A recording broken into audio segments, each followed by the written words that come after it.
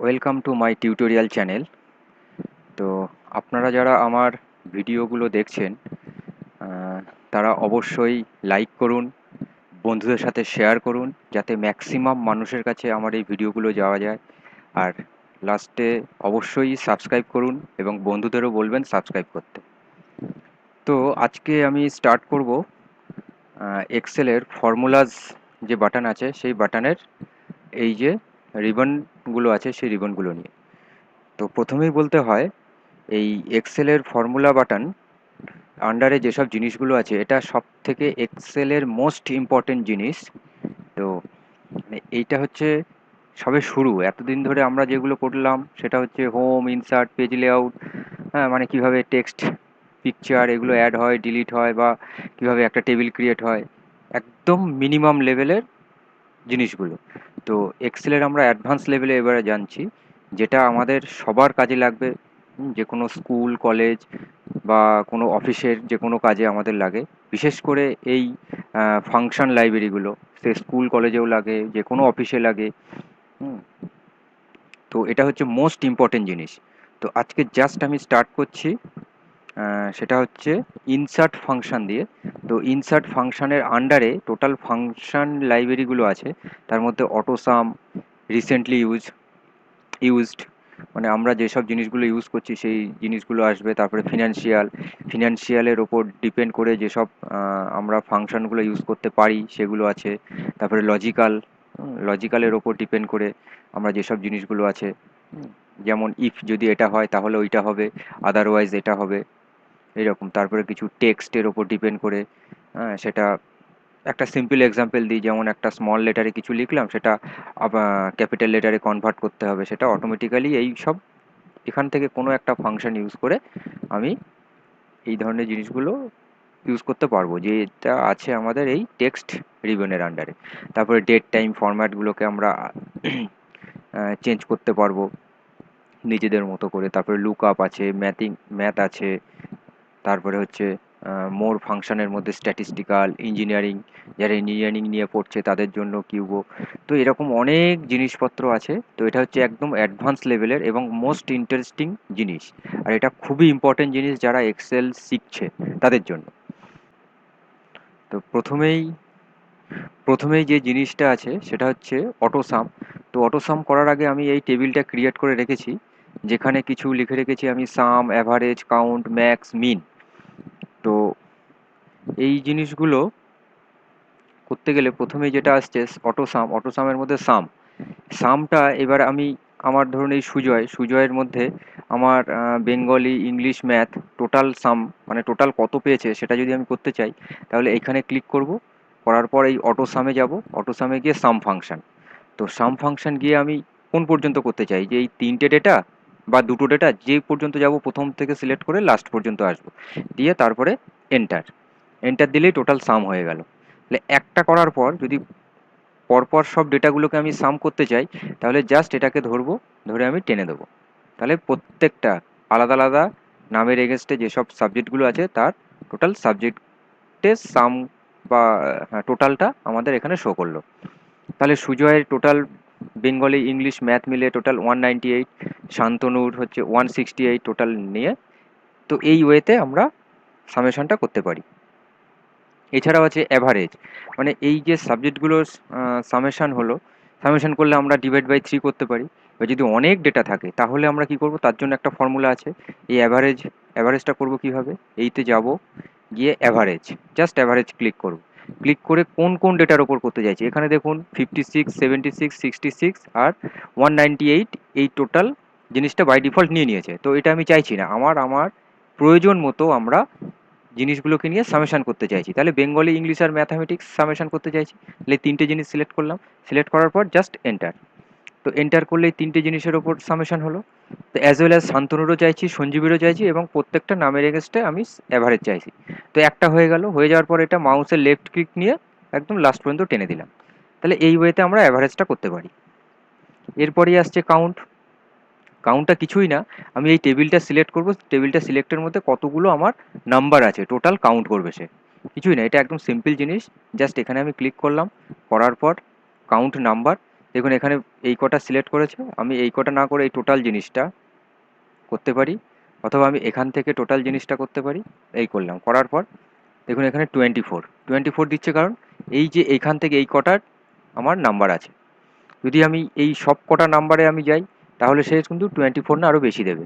তাহলে দেখুন এই সিলেক্ট করলাম, এটাকে ডিলিট করে দিই তাহলে একটু সুবিধা হবে। সিলেক্ট করলাম, এখানে গেলাম কাউন্ট নাম্বার, এই টোটাল জিনিসটা আমি সিলেক্ট করলাম, দিয়ে এন্টার। তাহলে 40টা হলো। তাহলে আগে 24 ছিল, 24, 25, 26, 27, 28, 29, 30, 31, 32 অ্যান্ড তারপরে এই 8টা আছে, 8টা দিয়ে 40। তো এই ওয়েতে আমরা কাউন্ট করতে পারি। মানে কাউন্ট বেসিক্যালি আমরা কতগুলো নাম্বার আছে আমার একটা এক্সেল শিটে, যতগুলো আমি সিলেক্ট করব তার মধ্যে কতগুলো নাম্বার আছে সেটাকে সিলেক্ট করার জন্য বা কাউন্ট করার জন্য এই কাউন্ট ফাংশনটা ইউজ করা হয়। তো এইবারে আসছি ম্যাক্স।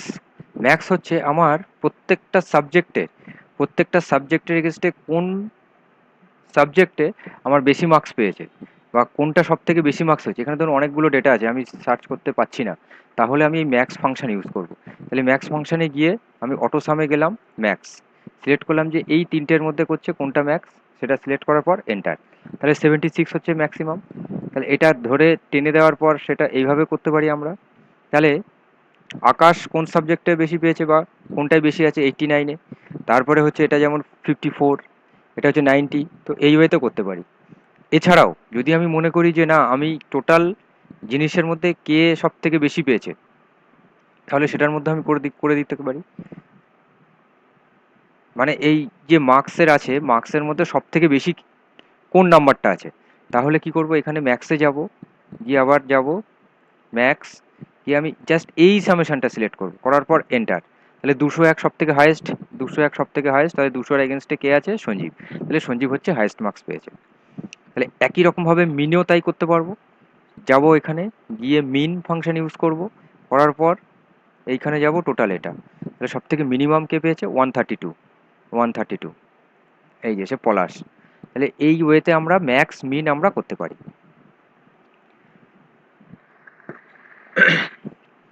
এরপরেই আসছি, দেখুন এরপরে আসছে রিসেন্টলি ইউজড। রিসেন্টলি ইউজড বলতে আমরা কি কি ফাংশন আমরা রিসেন্টলি ইউজ করেছি সেই ডেটাগুলো এখানে আছে। মানে এখানে আমরা যা যা ইউজ করব সেটা এই লিস্টে চলে আসবে। এটা কিছুই না, এটার কোনো তেমন কাজ নেই, জাস্ট আমরা রিসেন্টলি কি কি কাজ করেছি বা কি কি ফাংশন ইউজ করেছি সেই এটা লিস্ট ধরে ধরে আসে। এরপরেই আছে ফিনান্সিয়াল। তো ফিনান্সিয়াল এটা হচ্ছে মানে যারা বিশেষ করে অ্যাকাউন্টেন্সি নিয়ে পড়াশুনো করছো বা অ্যাকাউন্টেন্সি নিয়ে পড়াশুনো করার পর যারা চাকরিতে জয়েন করেছো, তাদের বিভিন্ন রকম কাজের জন্য এইসব ফাংশনগুলো ইউজ করা হয়, যেটা আমরা অনেকেই জানি না। আর আমার এই ভিডিওটা মানে যে জিনিসগুলো নিয়ে আমি আলোচনা করছি, এখানে অনেক জায়গায় এটা ভালোভাবে শেখানো হয় না, সেটা আমি চেষ্টা করছি যাতে ভালোভাবে আপনাদের দেওয়া যায়। তো এই ফিনান্সিয়াল, এই যে রিবন বাটন আছে, রিবন বাটনের মধ্যে যে এতগুলো ফাংশন আছে, এটা প্রচুর কাজ। এটা প্রত্যেকটা মানুষের এটা দরকার যারা এক্সেলের ওপর কাজ করতে চায় বা এক্সেল শিখতে চায়। সাপোজ একটা এক্সাম্পলই দিই, আমি এরকম একটা আমি টেবিল ক্রিয়েট করে রেখেছি, যেখানে আমি একটা আইটেম কিনেছি কার, যার লোন অ্যামাউন্ট হচ্ছে 7 লাখ এবং ইন্টারেস্ট হচ্ছে 12%। আর আমি লোনটা শোধ করব হচ্ছে 6 ইয়ারে। তো আমার ইএমআই কত হতে পারে বা ইন্টারেস্ট আমি কত করে দিচ্ছি বা প্রিন্সিপাল অ্যামাউন্ট কত করে কমছে আমার পার ইন্টারেস্ট দেওয়ার পর বা ইএমআই দেওয়ার পর আমার প্রিন্সিপাল অ্যামাউন্ট কত করে দিচ্ছি বা কমে যাচ্ছে, সেটা আমি চেক করব। একটা সিম্পল এক্সাম্পল ফিনান্সিয়ালের, এটা আমি পুরোটা বলছি না, আমি প্রত্যেকটা ফাংশন আলাদা আলাদা করে বলবো আমি। হ্যাঁ, তো আজকে জাস্ট একটা এক্সাম্পল দিচ্ছি আমি ফিনান্সিয়ালের ওপর। যেমন প্রথমেই আসছে পিএমটি, মানে ইএমআই ক্যালকুলেট করছি আমরা। ইএমআই ক্যালকুলেট করতে গেলে জাস্ট এখানে আমি ক্লিক করব, করার পর ফিনান্সিয়ালে যাব, গিয়ে পিএমটি কোথায় আছে খুঁজবো, এই যে পিএমটি। পিএমটি দেখলাম, দেখার পর রেট, রেট মানে আমার ইন্টারেস্ট রেট আমি জাস্ট এইটা সিলেক্ট করে দেবো।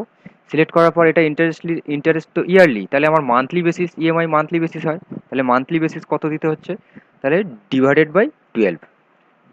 ওকে, এরপরেই আসছে আমার নাম্বার অফ ইয়ার হচ্ছে 6, তাহলে 6 সিলেক্ট করলাম। তাহলে ইয়ার, তাহলে আমাকে মান্থলি আনতে হবে, মান্থলি আনতে গেলে আমাকে কতগুলো মান্থ আসছে, টোটাল হচ্ছে 12 মান্থ। তাহলে 6 × 12 হচ্ছে 72 মান্থ, টোটাল 78। সরি, এটা কি আসলো, হ্যাঁ 72 মান্থ।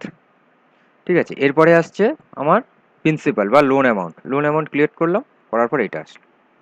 মানে আমাকে পার মান্থ 13,685 টাকা আমাকে দিতে হবে। আচ্ছা, এটা এখানে দেখো, এখানে ডলার সাইন আছে, সেটাকে আমি জাস্ট সরিয়ে দিচ্ছি, এই যে। তাহলে আমাকে ইএমআই দিতে হচ্ছে আমাকে পার মান্থে 13,885 টাকা। এবারে পার মান্থ আমাকে তাহলে এই 13,000-এর মধ্যে ইন্টারেস্ট কত আছে আর প্রিন্সিপাল অ্যামাউন্ট কত আছে। তাহলে ইন্টারেস্টটা যদি ক্যালকুলেট করতে চাই তাহলে কি করতে হবে, তাহলে আইপিএমটিটাকে আমি সার্চ করব। তাহলে এইখানে সিলেক্ট করার পর আইপিএমটি, আইপি, এই যে, এখানে গেলে সে একই রকম রেট, মানে rate of interest divide by 12 per. Per মানে আমি ফার্স্ট মান্থে কত দিচ্ছি, সেকেন্ড মান্থে কত দিচ্ছি, থার্ড মান্থে কত দিচ্ছি, সেটা এখানে আসবে। আমার যে মান্থের আমি যেটা দিতে চাই সেটা এই পারে এখানে লিখবে। তাহলে আমি সেম ফার্স্ট মান্থে চাইছি কত দিচ্ছি, আর এটা হচ্ছে কত মান্থ, এই মান্থ ইন্টু 12, তারপরে হচ্ছে লোন অ্যামাউন্ট, করার পর আমি এন্টার। তাহলে আমার ইন্টারেস্ট দিচ্ছি 7,000 টাকা। আবার সেই একই রকম ডলার সাইনে আসছে, এটাকে আমি সরিয়ে দিলাম। তাহলে এর মধ্যে এবারে তাহলে আমি ইএমআই যেমন দিচ্ছি, ইএমআই টোটাল এটা, তাহলে ইএমআই এর মধ্যে ইন্টারেস্ট দিচ্ছি এত, মানে এটাও ক্যালকুলেট করা আমরা শিখে গেলাম। মানে এক্সেল এমনই একটা জিনিস যে আমার শুধু ডেটাগুলো শুধু এন্টার করতে হবে। ডেটাগুলো এন্টার করলে অটোমেটিক্যালি সে ক্যালকুলেট করে দিতে হবে, আমাদের আর মাথা ঘামানোর কোনো প্রয়োজন নেই। মানে এতটাই স্মার্ট সফটওয়্যার, যেটা আমি ফার্স্ট ক্লাসে বলেছি।